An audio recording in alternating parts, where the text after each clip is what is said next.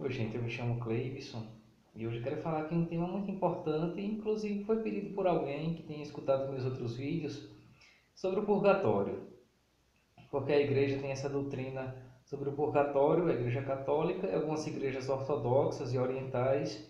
Entretanto, algumas comunidades da reforma, comunidades separadas, não conservaram essa doutrina do purgatório.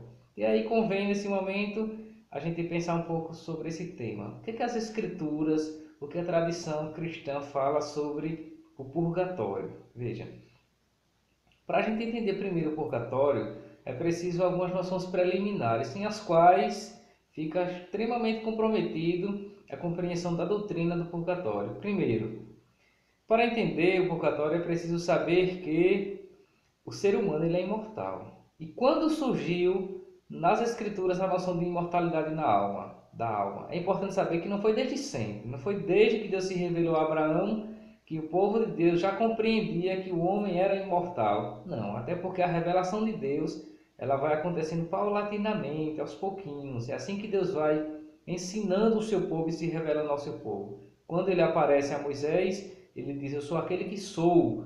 Ou talvez uma tradução melhor: Eu sou aquele que serei. Ou seja, tu me descobrirás, tu saberás quem eu sou, Moisés. Então, a revelação de Deus acontece paulatinamente, certo? Então, a noção de imortalidade, que o homem ele é imortal, ela vai surgir entre o povo de Deus apenas pelo século terceiro a.C. E ela surge na diáspora, ou seja, nos judeus que viviam fora de Jerusalém, fora da Terra Santa. É com eles que vai surgir, sobretudo e precisamente no Egito. O Egito teve uma grande escola de pensamento, que foi a escola de Alexandria, na qual a gente teve uma grande figura, o Fílon de Alexandria, um grande pensador. E é na escola de Alexandria que vai surgir essa ideia da imortalidade da alma. Então, do Egito é que vai se espalhar para o resto do povo de Deus a noção que o homem ele é imortal, certo? E uma vez surgida ali no Egito, a gente tem os escritos que são do Egito, ou são depois do século terceiro para cá, é que já trazem essa noção que o homem ele é imortal, que a morte não é o ponto final. Antes disso, os escritos do Antigo Testamento ainda não traziam essa noção, porque Deus ainda não tinha revelado isso, certo? Então não convém pegar textos que sejam antes do século terceiro antes de Cristo para dizer que o homem ele não é imortal, que o homem ele morre e fica no sepulcro. Não, essa noção ela é anacrônica, não tem como você justificar a partir disso, certo? Então a gente tem, por exemplo, o livro de Macabeus e o livro da Sabedoria. Esses dois livros, sobretudo, que foram escritos já depois do século terceiro, né, pelo século segundo, meados do século primeiro, século segundo, é que já traz essa noção que o homem é imortal. O livro da Sabedoria traz, diz que a alma dos justos está nas mãos de Deus e nenhum tormento os atingirá. E a gente vai ver também um texto do livro de Macabeus durante essa reflexão, certo? Então, primeiro essa noção, o homem ele é imortal. Surge no Egito essa noção e aí depois se espalha para todo o povo de Deus. E quando Jesus ele entra no cenário da história, no ano zero, Jesus já tinha muito claro essa noção que o homem ele era imortal, certo? E que Deus ele era Deus dos vivos e não Deus dos mortos. Se você pegar aí sua escritura, no Evangelho segundo Lucas, no capítulo 20, há uma importante questão que é lançada para Cristo resolver. E aí dizem os saduceus, que eram pessoas que não acreditavam na ressurreição, era um grupo dissidente, né, uma separação, né, uma seita judaica que não acreditava que os mortos ressuscitavam, que os mortos estavam apenas no sepulcro e não havia ressurreição, certo? E aí os saduceus propuseram para Jesus: Senhor, olha, um homem casou-se e antes de ter filho morreu, e depois o irmão dele casou-se com a viúva e também não teve filhos, e aí segue toda a história, e no final da história, de quem será a mulher? E aí no versículo 37, Lucas 20 e 37, Jesus responde: Ora, que os mortos ressuscitam, também Moisés o indicou na passagem da sarça, quando diz: O Senhor, Deus de Abraão, Deus de Isaque e Deus de Jacó. Ora, ele não é Deus dos mortos, mas sim de vivos. Todos com efeito vivem para ele. Isso aqui já deixa muito claro, a noção muito clara que Jesus já tinha, que na época, ali em Jerusalém, no século I, já se tinha essa noção generalizada que os mortos não estão mortos, aqueles que morreram em Deus estão em Deus. Então Deus não é Deus dos mortos, Ele é Deus dos vivos, Deus de Abraão, Deus de Isaac, ou seja, eles estão vivos, estão nas mãos de Deus, estão com Deus, certo? E eles vivem para Deus, então já é muito claro. O que a tradição apostólica e toda a tradição da igreja fez foi somente conservar, não é, esse pensamento, que os justos já estão com Deus. Então a primeira noção aqui é entender que o homem ele é imortal. Outras noções que a gente poderia trazer sobre ainda essa questão da imortalidade, que o homem ele vai para Deus, está na carta de Paulo aos Filipenses. No capítulo 1, no versículo 23, Paulo diz: eu sinto-me num dilema. O meu desejo é partir e estar com Cristo, porque isso me é muito melhor. Mas permanecer na carne é mais necessário por vossa causa. Veja a noção apostólica, como isso gera claro entre os apóstolos, que morrendo a gente vai estar com Cristo. Isso era muito claro, não tem o que duvidar, certo? Quem duvida que os mortos eles estão com Deus, já estão no céu, é somente pessoas que não entendem o contexto do texto e aí pega alguns textos do Antigo Testamento, do profeta Oséias, alguns salmos, que ainda não se tinha essa noção entre o povo de Deus para justificar que os mortos estão no sepulcro. Isso não tem lógica, nem escriturística, nem filosófica, nem física, nem metafísica, nada disso. Certo, gente? Então, um outro texto que eu ainda posso citar, só para ratificar essa questão, está na segunda carta de Paulo aos Coríntios, no capítulo 5, versículo 8, quando Paulo diz: sim, estamos cheios de confiança e preferimos deixar a mansão deste corpo e ir morar junto do Senhor. A noção, mais uma vez, clara, que saindo do corpo nós vamos morar junto do Senhor. Muito claro. Tendo pensado isto, agora a gente se detém um pouco sobre o purgatório. O que é o purgatório?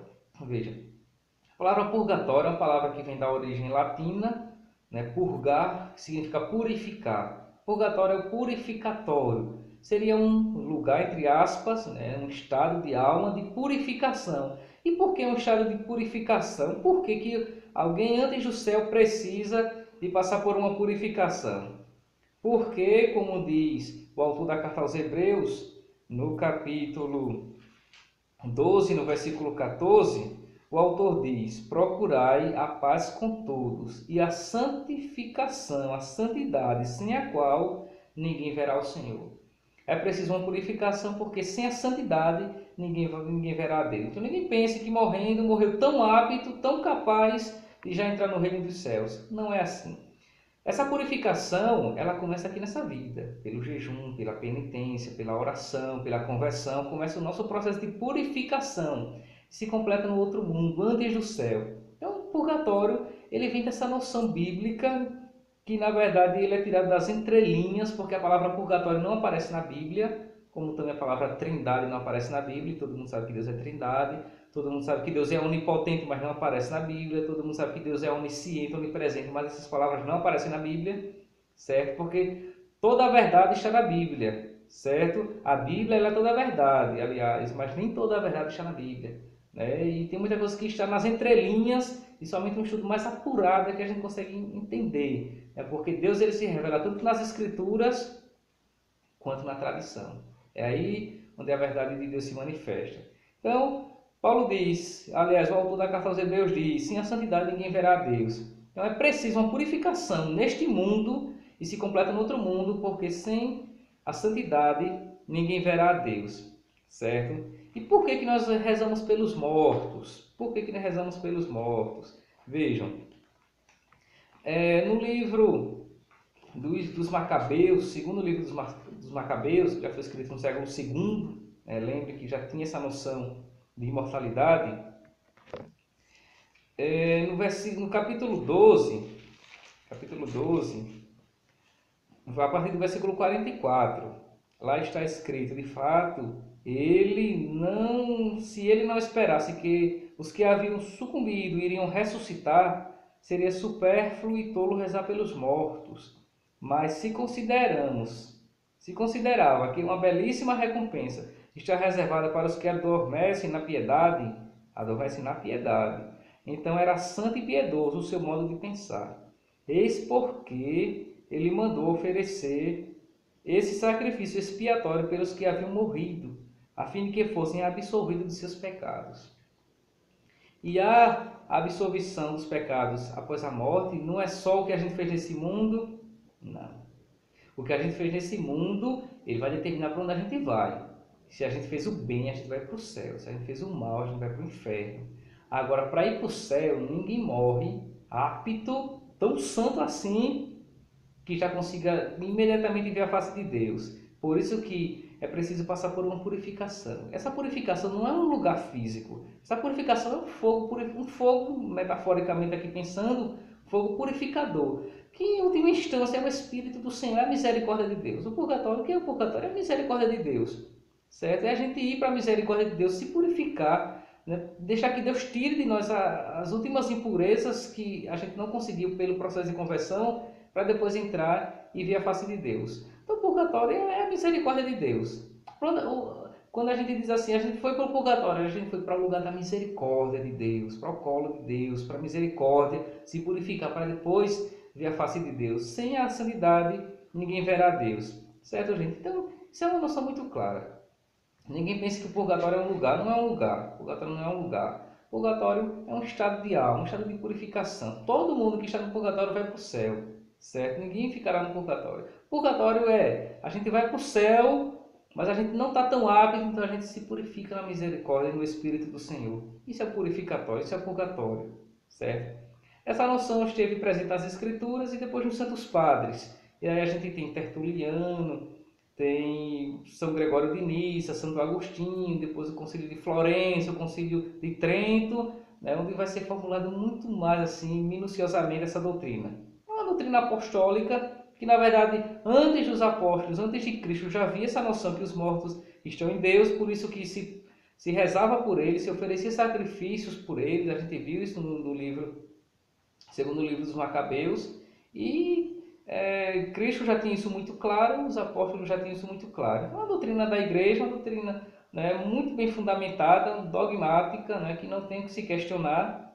Algumas tradições, sobretudo advindas da Reforma Protestante, questionam, entretanto, isso sempre foi um consenso dentro do cristianismo primitivo, na época apostólica, certo? Não tem o que questionar. Então é isso, para entender o purgatório é preciso entender que o homem ele é imortal, e que mesmo ele vivendo com Deus, ele não está apto ainda para o céu, e por isso ele precisa da misericórdia de Deus para purificá-lo e levá-lo para a face de Deus. E essa misericórdia é o purificatório, é o purgatório, certo? Então aqui vai a minha resposta àquelas pessoas que me perguntaram sobre isso.